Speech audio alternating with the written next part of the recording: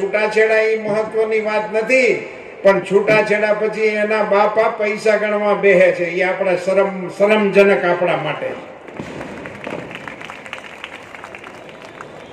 એટલે ક્યાં પહોંચી ગયા? આપણા સમાજમાં દીકરીના પૈસાની દેતી લેતીના વિષયો હાલે. કડવા પટેલ સમાજની અંદર પોહાય એમ ભલે બધું બધા કરે, પણ કઈ સમાજની તો કોઈ દોરી તો હોવી જોઈએ ને, કોઈ આ બાઉન્ડ્રીની બહાર નહીં જવાય. પછી હું હોતોય ભલે અને મારો ડ્રાઈવર હોય તોય ભલે. સૌથી પહેલો વહેલો આખા દેશમાં આપણે ત્યાં સમાજમાં રિવાજ હતો, અમારા વડીલો પાસેથી સાંભળ્યું હતું, 12 વર્ષે ઊંઝાથી એક જ તારીખ આવતી અને એમાં આખા રાજ્યના કડવા કણબી પરણી જતા. એક જ તિથિ આવતી 12 વર્ષે. હવે આપણી સંખ્યા થોડીક વધી ગઈ છે, આપણે 12 વર્ષ વાળું ન પોહાય, પણ દર વર્ષે એક તો કરી શકાય છે. સુરતમાં સૌરાષ્ટ્ર કડવા પાટીદાર સેવા સમાજના કાર્યક્રમમાં લોકસભા સાંસદ પુરુષોત્તમ રૂપાલાએ સમાજની વર્તમાન સ્થિતિ અને ભવિષ્યના પડકાર અંગે ગંભીર તથા મનનીય વિચારો વ્યક્ત કર્યા. આ સાથે જ જાહેર મંચ પરથી પાટીદાર સમાજને આકરી ટકોર પણ કરી. પુરુષોત્તમ રૂપાલાએ પોતાના વક્તવ્યમાં સમાજના આવતા પરિવર્તન, કુરિવાજ અને આંતરિક અનુશાસન પર વિશેષ ભાર મૂક્યો હતો. તેમણે કહ્યું હતું કે છૂટાછેડા પછી તેના બાપા પૈસા ગણવા બેસે છે એ સમાજ માટે શરમજનક. બહુ મોડું થઈ ગયું છે, આપણો સમાજ પાછળ રહી ગયો છે. શું કહ્યું હતું પુરુષોત્તમ રૂપાલાએ? સાંભળો. કે આપણે ભવનો બનાવવાના છે, સાથે સાથે સમાજનું પણ ઘડતર કરવાની જરૂર છે. હવે આપણે સમાજમાં કોઈ નિયમો રાખ્યા છે, આપણું કોઈ બંધારણ છે, આપણે કોઈ નીતિ નિયમ પ્રમાણે હાલવું છે, કે આપણે સમાજના નામે ભેગું થવાની છઈયો અને પછી ઘેરે વારો આવે તે આપણી મેળે છઈયો.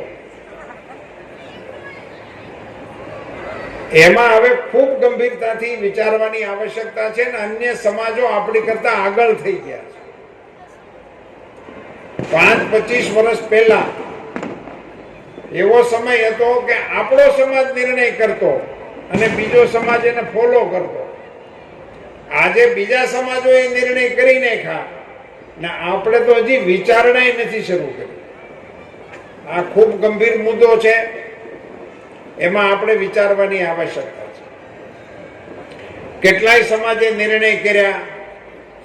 એક સમાજે તો એવો નિર્ણય કર્યો કે હોનાના દાગીના દેવાના જ નહીં. સામાજિક નિર્ણય છે, નિર્ણય થઈ ચૂક્યો છે. ઘણા સમાજની અંદર સમૂહ લગ્નોના નિર્ણય થઈ ગયેલા છે કે આખા સમાજના એક જ તારીખે લગ્ન થાય. કચ્છ આહિર સમાજ એની એક જ તારીખ, એ તારીખે જ બધાના લગ્ન થાય. આપણા સમાજે આવું કઈ વિચારવાની આવશ્યકતા છે. અને એટલું લગ્ન પૂરતું જ નહીં, બીજા ખૂબ આપણા વ્યવહારો જાત ભાતના વધી ગયા છે. એમાંથી જો આપણે સામાજિક બંધારણની કોઈ અસર નહીં આપીએ તો આ ભવનો એ સગવડતા આપણી વધારશે, પણ સામાજિક પોત જે આપણું હતું એ પોત ઘસાતું જાય છે.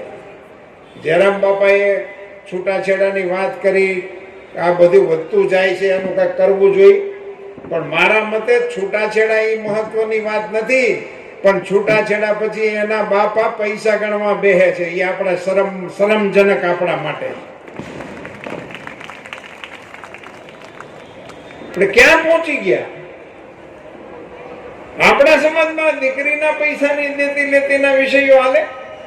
કડવા પટેલ સમાજની અંદર માની સામે તમે એમ બોલો કે અમે માના ઉપાસકો છીએ ને માં મંદિર વાળી જ છે એવું નહીં, માં ઘર વાળી એ છે. ઘરની અંદર જે બેઠી છે ને એને રાજી રાખવાની આવશ્યકતા છે.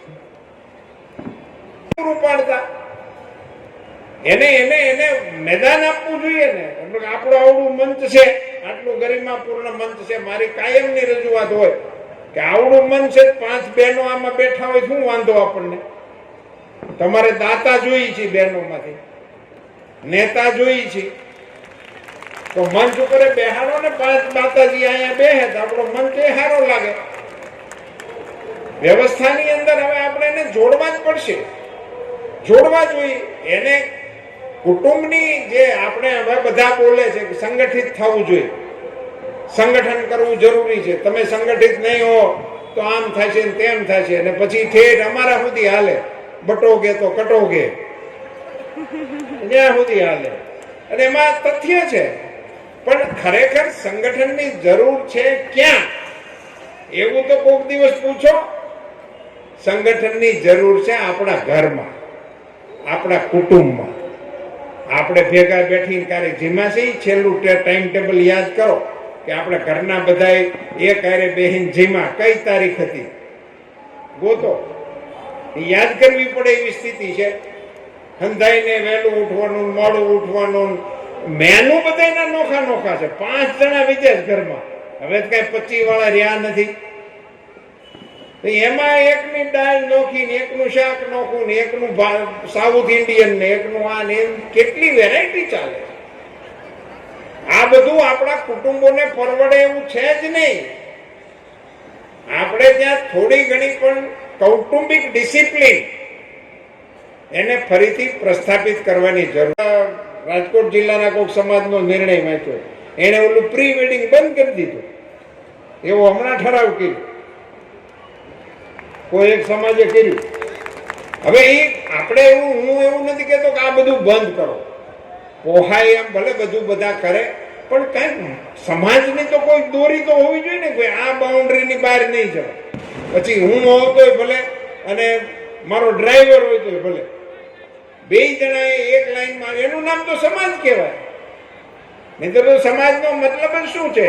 એટલે સમાજને નવેસરથી આપણા મકાનો અને સંસ્થાઓ એ તો આપણે ઘડીએ જ, પણ સાથે સાથે સમાજને પણ બંધારણની નવી તાકાત આપવાનો પ્રયાસ નવેસરથી કરવાની આવશ્યકતા છે. કેવડી મોટી ગાહોટી આપણે હાથે કરીને ઊભી કરી રહ્યા છે ને આખો જનરેશનો કપાઈ ગયા છે. એ સમાજના અસ્તિત્વ સામે પ્રશ્નો ઊભા થઈ ગયા છે. આ બધી બાબતોને સમાજે ગંભીરતાથી વિચારવી જોઈએ અને એ દિશામાં પ્રયાસો કરવા પડશે. એટલે મારી સમાજને વિનંતી છે કે આપણે મોટા કાર્યક્રમો ખૂબ સફળતાપૂર્વક કરીએ છીએ, કારોબારીઓ પણ આપણી છે, પણ હવે સમાજના શ્રેષ્ઠીઓએ ભેગા મળીને સમાજના થોડાક ધારાધોરણ નવા સમય પ્રમાણેના વિચારીને સમાજમાં અમલમાં આવે એને માટેના પ્રયાસો જયરામ બાપા હવે કરવા પડશે. હવે તમે જો નહીં કરો તો મોડું બહુ થઈ જાય. ઘણું મોડું થઈ ગયું છે ઓલરેડી. એવા સંજોગોમાં જો આપણે બધા સાથે મળીએ અને સમાજને નવી દિશા એની જરૂરિયાત પ્રમાણે નહીં આપીએ. તક એવી સરસ ઊભી થઈ છે, વાતાવરણ એવું સરસ ઊભું થયું છે, વિશ્વમાં ભારતનો વટ પડી રહ્યો છે, ગ્લોબલ થઈ ગઈ છે દુનિયા, ગ્લોબલ વિલેજ બની ગયું છે. અને આવી જ્યારે ઉમદા તકો ઊભી થઈ હોય ત્યારે આપણા સમાજનું કોઈ માળખું જ ન હોય અને મન ફાવે એવી રીતે આપણો સમાજ હાલે, એ આપણા સમાજને પરવડે નહીં. અને એટલા માટે એક તાતણે સૌથી પહેલો વહેલો આખા દેશમાં આપણે ત્યાં સમાજમાં રિવાજ હતો, અમારા વડીલો પાસેથી સાંભળ્યું હતું, 12 વર્ષે ઊંઝાથી એક જ તારીખ આવતી અને એમાં આખા રાજ્યના કડવા કણબી પરણી જતા. એક જ તિથિ આવતી 12 વર્ષે. હવે આપણી સંખ્યા થોડીક વધી ગઈ છે, આપણે 12 વર્ષ વાળું ન પોહાય, પણ દર વર્ષે એક તો કરી શકાય છે. એક તારીખ આપણી નક્કી કરવાની આવશ્યકતા છે સમાજ. એટલે સમૂહ લગ્ન વાળો પ્રશ્ન સોલ્વ થઈ જાય કે આપણે પ્રસંગોપાત એકત્રિત થાય છે અને પછીની આપણી કોઈ ગતિવિધિ નથી. એટલે આપણામાં હમણાં થોડીક સુષુપ્તતા આવી ગઈ છે અને એને લીધે સામાજિક નિયંત્રણો રહ્યા નથી. હજી હું એવા કાર્યક્રમોમાં જાઉં તો નેતાનું ભાષણ હાલતું હોય, વાંહેથી હરિહરની થાળી પડી જાય, તે વાહીનું પડાળ ખાલી થઈ જાય. ઓલો ઉભો ભાષણ કરતો હોય પણ વાહે કોઈ વિધ્યું ન હોય. આપણે પૂછી કેમ આમ થયું તો ઓલી કોઈ જમવાનું ચાલુ થઈ ગયું. પણ તમે સમાજના કાર્યક્રમમાં આવ્યા છો તો સમાજનો કાર્યક્રમ એને પણ સાયન્ટિફિક રીતે બનાવો. 4 વાગે શરૂ થશે, 6 વાગે પૂરો થઈ જશે. મહેમાન આવવાના છે, આવશે નહીં આવવાના, મોડા આવે એ 6 વાગે જય હિન્દ. કાર્યક્રમો હવેના સમય પ્રમાણે આપણે કરવા જોઈએ. ગમે ત્યારે શરૂ કરીએ પછી ગમે ત્યારે પૂરા કરીએ, એને લીધે આ બધા પ્રશ્નો થાય છે અને એને લીધે મંચની ગરિમા નથી રહેતી. સમાજની ગરિમા નથી રહેતી. આપણી ધાક હોવી જોઈએ આ સમાજનો કાર્યક્રમ છે એમાં ટાઈમસર પોગો, પછી ત્યાં નહીં હોય કાંઈ. પેલા આપણા લગ્નમાં આવું થતું કે 12 વાગ્યા પછી કોઈ જમવા વાળા આવે હારેથી હામાં મળે, બુંગણ લઈને વી ગયા હોય, હારેથી કોઈ હોય નહીં. એ આપણા સમાજની શાખ હતી, એ આબરૂ હતી. તેથી હારેથી આપણે આ કરતા હતા. તે દિવસે આપણી આ શાખ હતી. હવે આ કેટરિંગ વાળાને હોય પૂછાયેલા રાખે અને બગાડે એટલો થાય છે. થાળીઓ એમને ભરેલી એમને જીગ્યા રાખે બધા. આ બધી ચીજોમાં આપણા સમાજની શાખ ખોવાઈ રહી છે. મૂળ વિષય આ છે. અને ઈ શાખ ગવાતી પછી ન્યા પોગી ગઈ છે કે હવે દીકરા દીકરી માનતા નથી. તો મારો બહુ સ્પષ્ટ મત છે કે એમાં દીકરા કે દીકરીઓનો વાંક નથી, આપણો વડીલોનો વાંક છે. આપણે એને ઘડતા નથી. સ્થાયી ફંડનું રચના કરો, સમાજને નવા બંધારણની તાકાત આપો, એ બંધારણને અનુસરવા માટે નવી પેઢીને માર્ગદર્શન આપો અને સમાજને બંધારણના ચોકઠાની અંદર વિકાસના ફળ પામવા માટેના પુરુષાર્થમાં લગાડીએ એવી માના ચરણોમાં પ્રાર્થના. હું તો વાવું છું, એને ઉગવા દેવું કે ન ઉગવા દેવું એ માળીની ઈચ્છા હશે, એ પ્રમાણે થશે. માના ચરણોમાં પ્રાર્થના અને આપ સૌને ખૂબ ખૂબ શુભકામનાઓ. બોલો મિયા માત કી. નમઃ પાર્વતી પતે. હર હર મહાદેવ.